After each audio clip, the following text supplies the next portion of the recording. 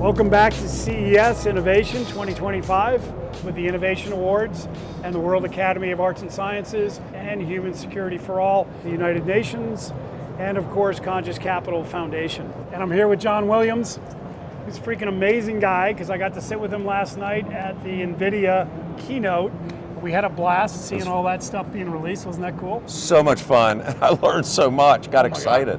It was humbling because I thought I knew a lot more than I did. And then when they put those screens up with all the statistics, I thought I was reading Arabic. I realized there's some smart people behind the technology. I don't have that brilliance. It's crazy, but you have a lot of brilliance. So my first question to you is, why are you here? And I mean on this earth. Why is John Williams here? I think we have a purpose. The human spirit puts us on earth not just to live and die, but to accomplish something. And I think that mission, we all find that mission in our lives. And for me, it has evolved over the years, since I was a teenager, 20s, 30s. I'm a breast cancer surgeon in practice. And I think for me, I found a purpose within the last 6 or 7 years of why are we not helping people that are not in front of us? So that's what technology allows us to do, online resources. But I feel I have a mission to try to touch people so they, from a medical perspective and making choices, I'm a breast cancer surgeon, so more healthcare decisions, I want people to be well informed.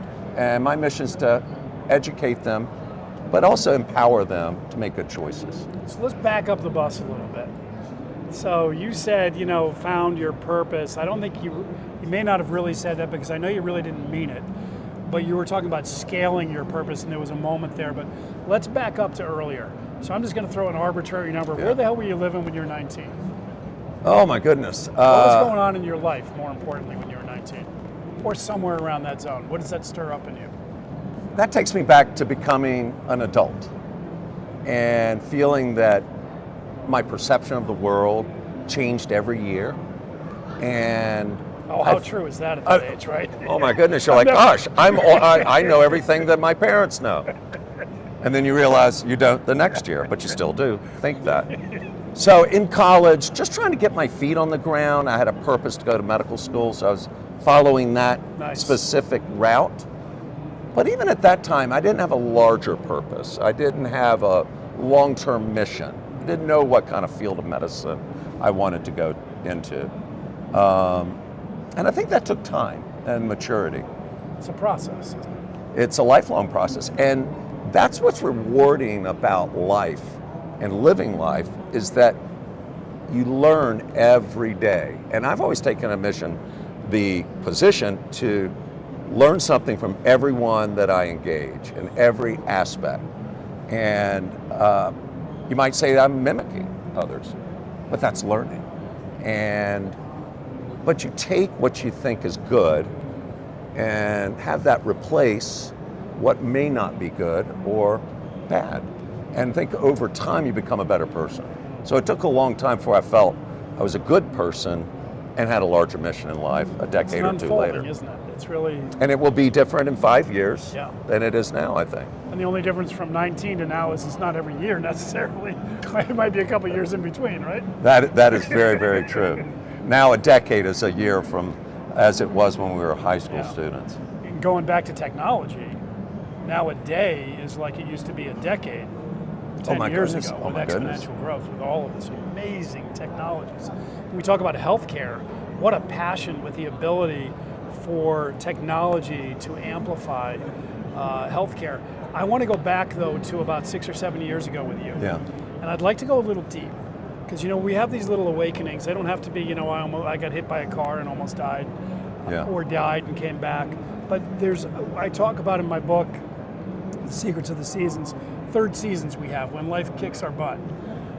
And sometimes those can be subtle. Sometimes they need to be a little bit more than subtle to get us back on track or to awaken us to a larger mission of our purpose being here, right?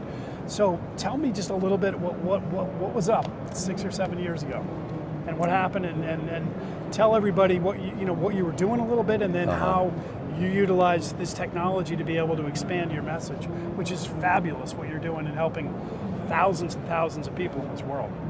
Well, I've always felt like when I was probably in my 30s or 40s, I'd take on a project and a mission. So a smaller mission was to create an accredited breast cancer center in our community. It was needed. Where was that? In Northern Virginia and outside of Washington, D.C. And so I spent about 5 years putting that together, getting that up and running, creating it out of nothing to pull people together to take better care of the women and a few men in our community. And then that kind of entrepreneurial spirit that I sort of found as an adult, entrepreneur for good, hopefully. I never made any money with my health entrepreneur, but that was never the mission. Then I shifted to creating, I had a mission. It's like, how do I amplify what I think I do well? Communicating with you, someone that's in crisis, has a cancer, walking them through something. Tell me about one-on-one for a minute. What were you doing one-on-one with people around breast cancer, yes? Well, what's so unique, and we're in the digital health pavilion here, is that as much as we have technology, what is timeless is the doctor-patient relationship. Goes back to the Hippocratic Oath, so we're talking 2,500 years ago. And it's still important today, and it will be important in 2,500 years. Which we recognize in this country, at least in the United States, as recent stressors in the last 20 years with insurance companies squeezing time and productivity, namely. I'm not just blaming it on insurance companies, but a lot of it is a challenge. Driven from that. And that challenge, we all know, I mean, from a consumer point of view in a relationship, the old days when the doctor can kind of hang out with you and like talk more holistically about life and get to that place is challenged. And most people have felt that over the last And I few think years. what I found that I wanted to amplify was that I felt really what I enjoyed doing the most, and I thought I did well, was connecting with the human being, the person that develops a long-term relationship with me, has cancer. I followed them for years. And I wanted to share that beyond what I did. So I took a wild risk and created a breast cancer school for patients. So a video-based, doctor-level, 60 different videos of different topics, all very complex, 8 minutes long. Okay, so taking this to and putting it there. And also warmly into the camera with best practices to make digital content. But what was neat, and the mission, was to touch others that I'll never see or meet, educate them, tell them what they need to know so they can get better cancer care wherever they are in the world. And it took off. I mean, it was a risk. It might have just flopped. I just figured it would flop. And that must have been, people talk about those transitions like, I just did this and it's a risk, but it was probably a pretty big stressor risk in some ways with your current life. I'll tell you, it was like writing a book, and then I realized books essentially are dead from a perspective of what I do when you got to make choices. And so it's got to be video. I learned best practices of video marketing for healthcare with a company called Wirebuzz. Their CEO is Todd Hartley, and they're just an innovator. And you know what? So they helped you. They helped me create content and use best practices. And guess what? They told me to make longer videos, and they worked. And so every single topic in breast cancer, if you type into YouTube, you'll see my face at the top of my videos. So it for our took listeners, off. what would they examples? So let's say you wanted to learn about a 3D mammogram. Just type in 3D mammogram, and my video will come to the top, and it'll tell you what it does, how it works, but with kindness, thoughtfulness, and engagement to you with your device in front of you. Okay. So and that engagement and kindness is everything. It's probably to some degree my mission. I'm not perfect. I can be stern, but that human touch opens up windows and doors, not only online, but in business and in opening consciousness that is kind of your purpose. And your organization. And I was just interviewing Walt Stinson earlier, and talking about the undervalued potential of individuals and humans, Yes. right? So much can go wrong in the world today with the existential threats of this in the advent of AI and technology, but the undying faith in the individual. And so there's actually a point I'm getting to here, which is, when you're living your purpose, there's a couple really cool things that I've seen over the years that happen, and this is in reference to you right now and the camera and taking this out to there. Namely, authenticity. And I have noticed in my life so far that people really know authentic. They know when someone's being authentic. It's true. And it's a visceral, energetic thing, because as we know, there's a lot of slick people trying to sell stuff, and especially in the age of YouTube, but there's something about the visceral feeling of like authenticity.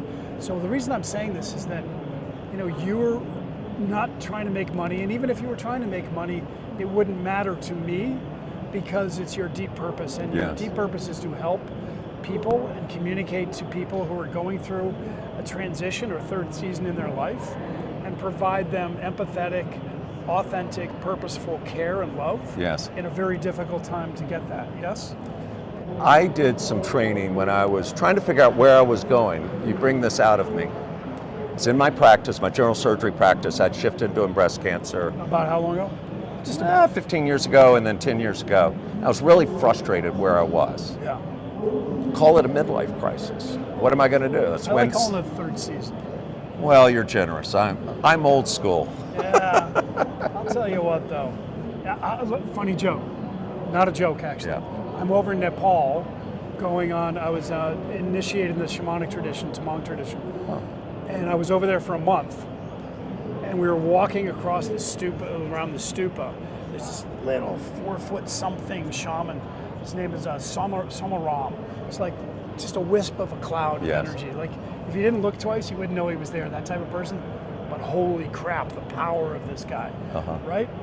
So we're walking around the stupa, and he goes like this to me. He goes, I said, yes, Samaram. And he goes, you people. He goes, so funny. He goes, you sleepwalk, and then you wake up when you're 40, and you call it midlife crisis. So funny. We're not enjoying and seeing the world around us. The point is, right, it's like on purpose, like you talked about earlier. It's like living your purpose, and we have those moments. Yes? Well, one thing that helped me, and I think it could really help others, is if you do a deep dive into what your core values are.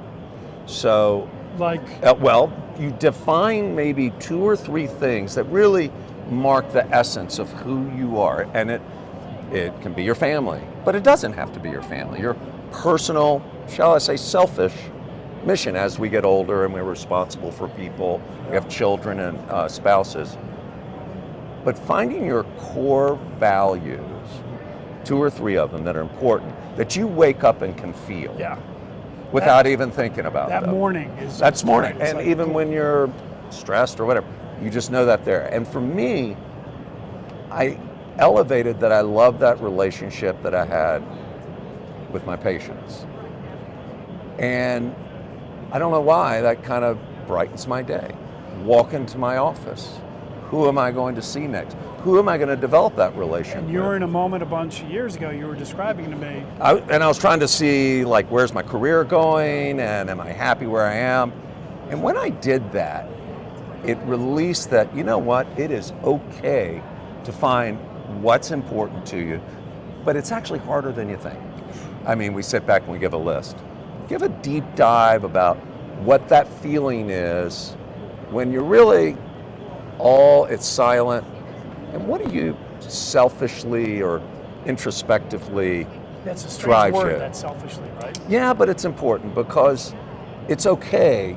I'm empowering people to feel selfish because most of the time we're inundated with information, inundated helping without being introspective. And that's really what your mission is talking about. How do you find your own pleasure and purpose in life? And so that was one of mine. And then it freed me to. What'd you do though? What was the transition? Well, I realized that because I was frustrated with my practice and business, and it gave me calm to then make a decision about what my next venture would be. And it turned out I created this large platform. Every weekend I would disappear from the family, go write a book basically, and then come back and then video these things on green screens. And oh my God. So you actually took off to go get in your cone. I had to, because that's just the way I can write and create. And then, but that took several years of intense work, but it was a passion. I was right, but I just didn't know if it was going to work. I didn't know if anyone would watch it. I had no idea if it would help anyone. But if you trust, but if you do it right and with the mission, sometimes it pays off. So it did, and then it elevated me to serve the White House and do chair of the President's Cancer Panel and do some policy work, which I have always loved anyway. Nice. Well, that's amplifying your work, right? Correct. Absolutely. It's another form of human technology and organization. What I also found, which was one of my other core values, was that in policy, you're looking at the entire United States and writing a big paper to the president. We wrote a big paper called How to Improve Cancer Screening in the United States. But with all the meetings with the nations and world's experts that we brought in, quizzed, I always brought it back to the human being we were touching, what their perceptions, empower them, because it's easy to lose sight of millions of people getting cancer screening, let's say, but how difficult it is for many people in different situations. And how do we touch it and walk them through that and transparently guide them towards good care? And it's really up to their choice to do that. So John, bringing back grounding. Thank you for taking that courage and making that choice back then, which can be, brushed over as like it was. It is always. Yeah, it's hard. I mean, we're in technology. That's the essence of losing track of the human being. As much as we're trying to help, and there are thousands and thousands of devices surrounding us, when people don't talk about the human and how they make choices, and how to support them, not necessarily sell them something, we lose touch with our own humanity. And hopefully, and AI has a risk with that too. In fact, an incredible risk. One of the things I did with all the meetings we had at the President's Cancer Panel, and we have 25 people on calls and so on, and they're all videoed and they're all public, I always brought it back when people got way off to way things should be and the numbers should be this, you bring it back to the human being and it humbles them. And then they're creative about actually how to help people. It's amazing how quickly that gets lost. And not it's only a in natural government thing. and big policy, but also in big corporations. It's like, oh gosh, that's right, we have a customer, don't we? So true. Okay, so let's wrap up with this. I could talk to you forever, first of all, and I'm looking forward to much more off camera while we're here together, my friends. Tell me about, you have a lot of followers now, right?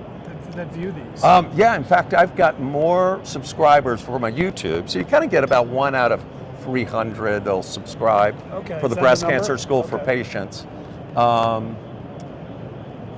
think I have about 40,000 subscribers, more than the National Cancer Institute. Wow. And that shows the power of just an ordinary guy in private practice who serves his community every day, but a passion to help others. But I mean, I find I'm real proud of that, because you touch people intensely. And what does that say for the other people out there listening? Because they can do the same thing, right? I mean, look what you did. I mean, you've got more viewers than what? American Cancer? The National Cancer Institute, the government entity. Wow. You know what? I've been out proselytizing, create more schools for patients. Orthopedic school for patients, diabetes school for patients. That's just my model. Which is a key, like it's about school, right? It's Come not to school about, and learn it. I'm going to tell you something or show you or give you a book. It's like, hey, let's engage in the process together and scale that through school. And everybody can do that. You do have to use your inner, be transparent and real and authentic. But you also have to use some best practices in video marketing, which literally you can find online or you can get trained. Which is the utilization, just like we're hearing, technology. thousands Yeah. of technology, right? Yeah. It's useless if you don't really know how to use it to be able to extend your purpose.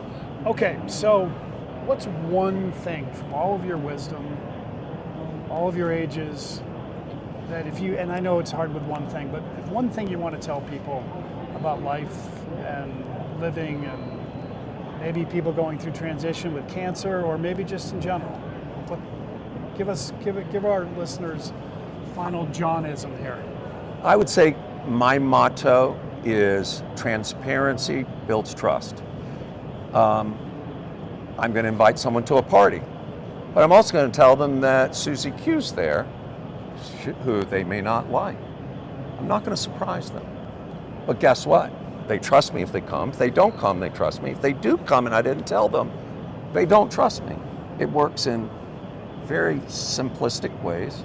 Works with being open and honest. And even when you tell people what they do not want to hear, and that's the hard part of it, people not only respect you, they value you, and they trust you. And as my father would say in his very